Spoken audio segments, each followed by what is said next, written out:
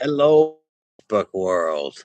We're coming to you live. It's going to be a little bouncy because I'm up on the balcony upstairs, and part of the headquarters that has partially been renovated. The room itself is renovated. The walls, the floor, the ceiling, the lighting, electrical, painting, everything inside of the room's done. Um, and but we stick, and all the new doors are on. We beautiful fir doors, solid fir, gorgeous. But the balcony is not completed, so this whole balcony here, as I kind of show you, this is an old balcony from the 70s, right?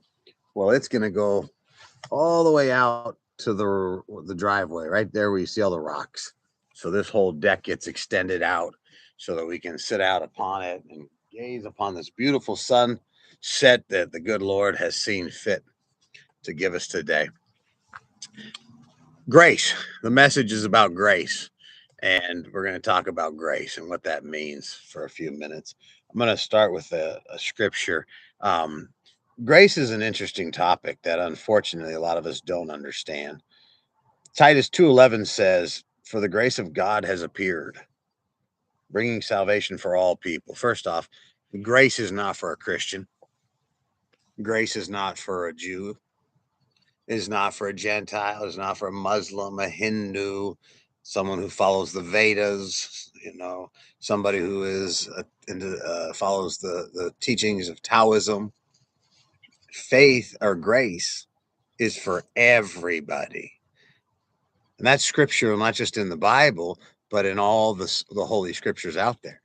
So no matter, as you know, we're an inclusive organization. So we work with, I was raised a Christian, but we work with Muslims and my Jewish brothers and sisters and all the different faiths around the world. And so grace is something that is universal. Grace is something that you and I have to learn to give more if we want to receive it. And so grace is a topic that's interesting. Now, when you look at grace, and let's look at a couple things. Now, this one talks about, let us then with confidence draw near to the throne of grace, that we may receive mercy and find grace to help in times of need. Now, think of this for a second.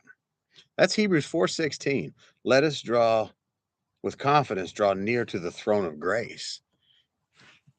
I don't know about you, but when I mess up, I don't want to go to a know-it-all, right?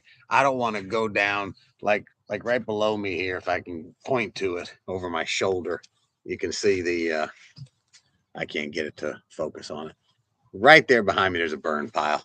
And if you look at the burn pile and you see all the stuff in there, think of that a flame just roaring.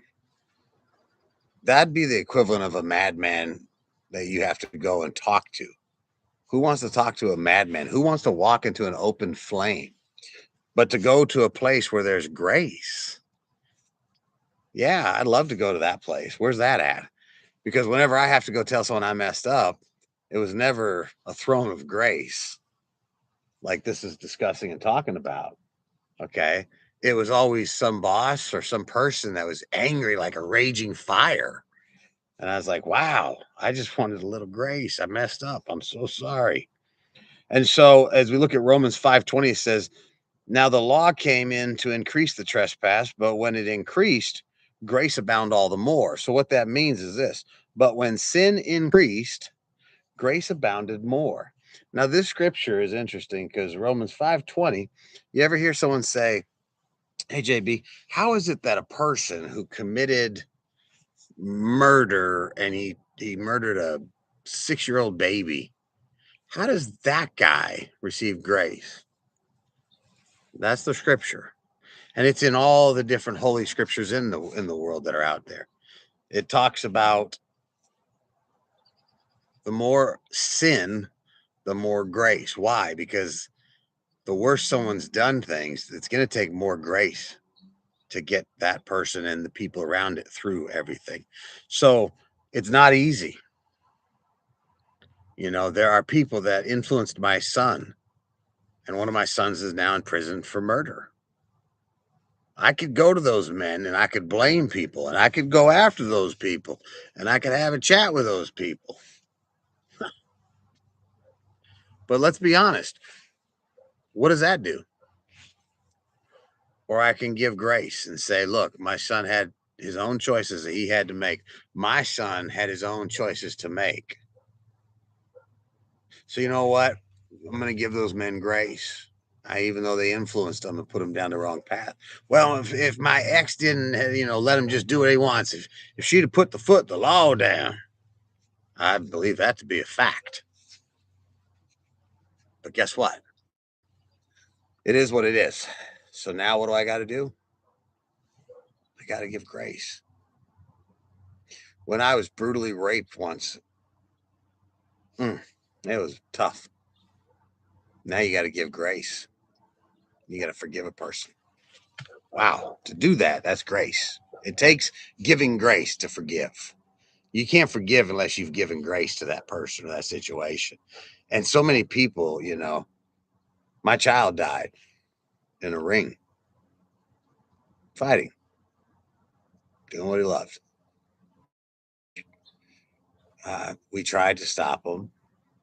I could blame the ref. I could blame the opponent. I could blame the trainers. I could blame all kinds of people.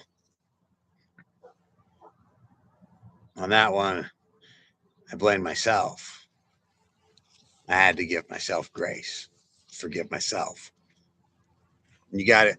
Grace is not an easy thing to do. It's not easy to think of grace, especially in certain situations. I don't think in many ways I'm worthy of grace. I was such a violent person. I've told the story. I went back to Maine to visit. I took my ex-wife and we were there. We're walking down the street and we see a man who'd recognized me and I recognized him. This is a guy that he is physically, his right leg is completely shattered. I mean, shattered. It was shattered so bad that it's got so many metal pieces in there. Not sure there's much bone in it. Almost lost it. And he sees me and he was so terrified. This is the guy that one of the two men that I kind of made got the job, as I should just say it. And this guy was so terrified of me 36 years later.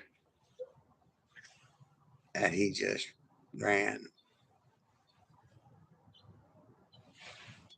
hobbling as fast as he could.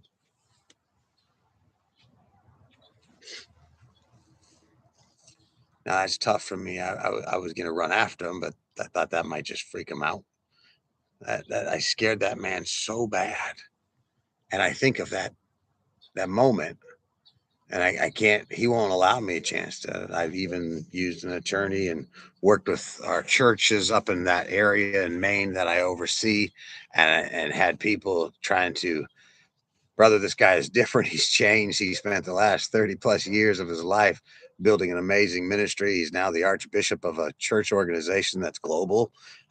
It's so exciting to see what this guy's doing. Could you just allow him to apologize? I won't even hear anything. Can't blame him. Can't blame him. Can't get through. So I had to find a way to forgive myself, even though I couldn't ask for his forgiveness.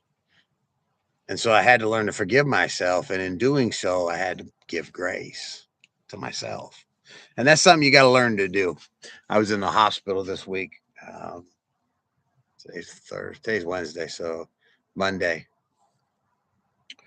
I spent the entire day in the hospital. And it was a very painful few weeks I've been living through. Some hell on earth physically with my heart and different things. And so here I am in there, and of course, they all want to keep you in forever, and I'm doing whatever they say. I'm following their protocol, and if they want me to stay, I'll stay. And I'm just so peaceful and at rest. And one of the nurses even said to me, "You're not normally like this. You okay?" And I say, "Yeah, I'm learning to be more graceful." And they actually joined. Did you just say you're learning to be graceful? I said, "Hey, that ain't funny. I'm learning to be graceful." And I realized something so often. And trust me, listen, you're talking to a guy who runs men's homes where guys come in and out of prison. We have 4 properties. And at these properties, we only allow it to have 5 guys. My competitors in town have 17 men in the same size of a house as I put 5. So as you can tell, we don't play that kind of stack it. We lose money on the men's home division. Literally, I pay these men $300 a month to be in my organization. And so there's times when I got to deal with guys in our organization and they're trying to con their way out of something or into something. And yeah, you just gotta be straight, blunt, and in their face. And that's how it works in prison. And they're used to that. So that protocol works really well on the street. And I know some people send in messages, yeah, but more grace. And I said, listen, my program has a 0% recidivism rate. We've never lost a guy back to prison. So what does that tell you? I'm right, you're wrong. Move on. Next subject. Nice talking to you. But wait, you said you got to give grace. There's the fine line. So where is the grace? You don't get to just pull the grace card out. So when I would go out there and let's say shoot a guy in his leg, break a guy's wrist, one of the many things I've done and been charged with and stuff like that. You go out and do these things.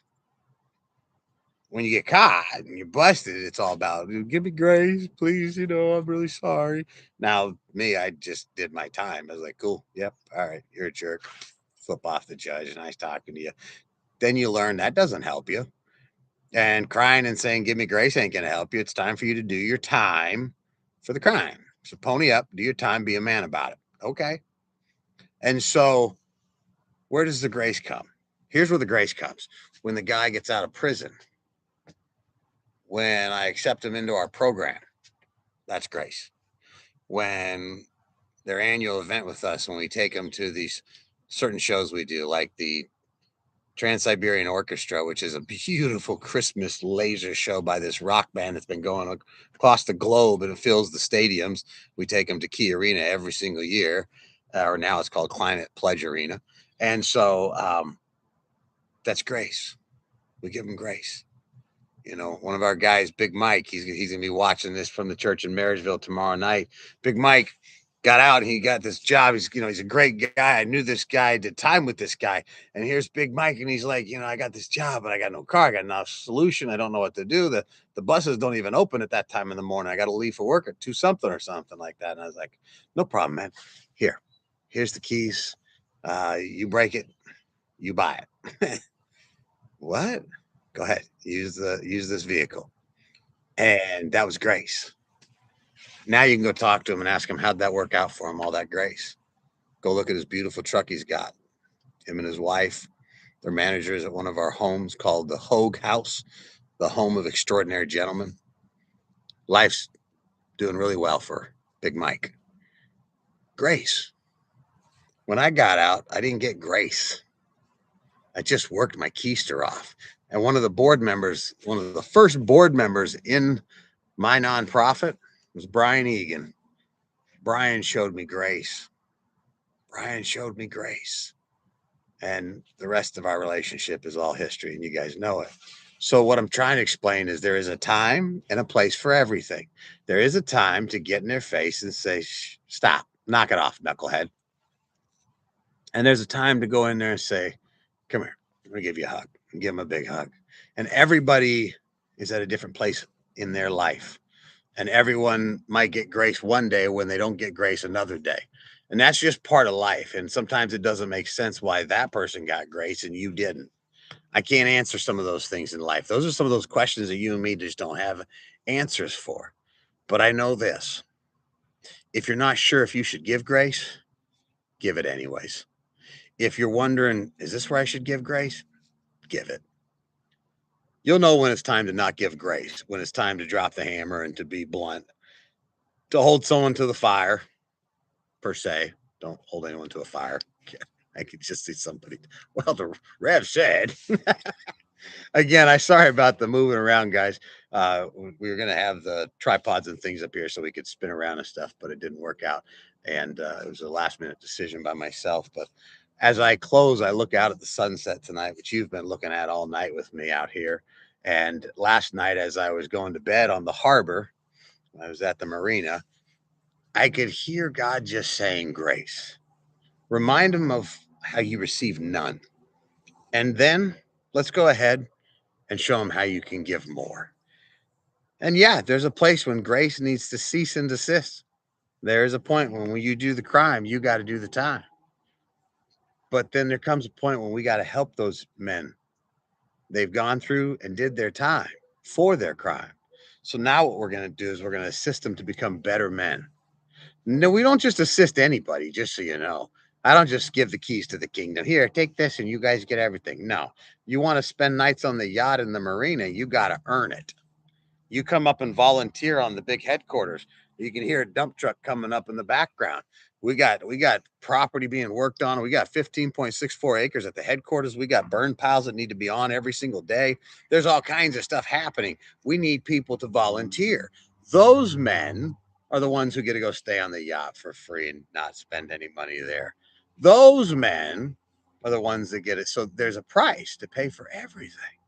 I didn't get my job in my career because, oh, yeah, I look good. I know you're all saying, come on, seriously, you look awesome. Now, my job was what I had because I was the best at what I did. Did I pop out of the womb and say, hey, I'm the greatest salesman of all times? Nope. I worked for it, I earned it. Then I became a leader and I had to lead and I worked for it and I earned it. And then I wanted to do this, and I wanted to build a mental health firm. So I had to get into psychology and psychiatry, and I had to earn it. So it's not just handed to you, it's something that we have to earn every single day. Now, the beautiful thing about grace, you don't have to earn it, it's given. So I had to earn my careers, I had to earn those things. But grace is freely given by you and me every day if we choose to give it. If we choose to give it, that's wonderful. If we choose to not give it, just remember that same boomerang effect comes back. So when you go ahead, and I had a mother who never gave grace to somebody, it was a drunk driver, and the drunk driver killed her nephew. She'd go to hell. That person should die, die, die, die, die. I understand it.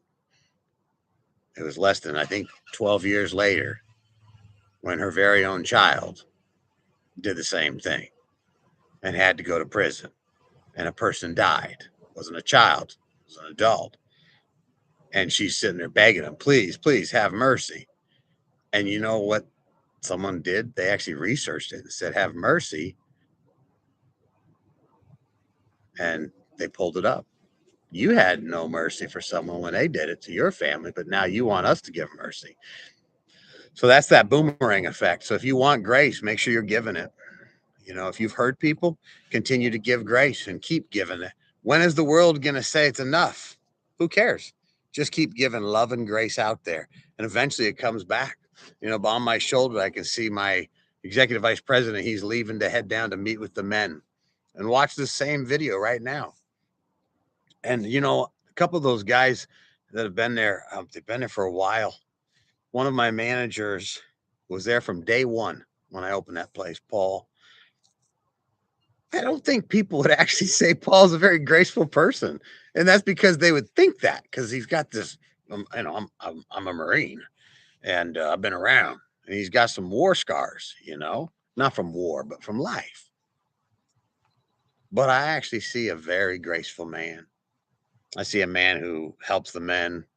I see a man that will clean up the house and actually, they're not required, by the way. They better be cleaning the house, Paul. If I find out they ain't doing their chores, you can let Mr. Tyler know, okay? Mr. Tyler, when you do your room, make sure everyone's doing their chores. But Paul actually is a man of grace. I've seen him clean after people when they're just having a bad day, and you can tell the person's upset and pissed off and irate. And he's like, okay, maybe the kid had a bad day. I'm going to give him grace. He doesn't even necessarily say that terminology, but he just gives them that grace. Now, that's not something he's paid to do. That's something he does. And it's out of the kindness of his heart. I know he's a big teddy bear. I try not to tell everybody that, Paul. I know you have an image. I don't want to mess up your image. But as you guys go, you're going to realize the more we give grace, the more comes back to us. And man, I mess up so much in my life. I sure need more grace. I have a board of directors I answer to. I gave my company and all of the money and the millions of dollars, I gave it to a company and a board that oversees it. I make mistakes all the time in my life.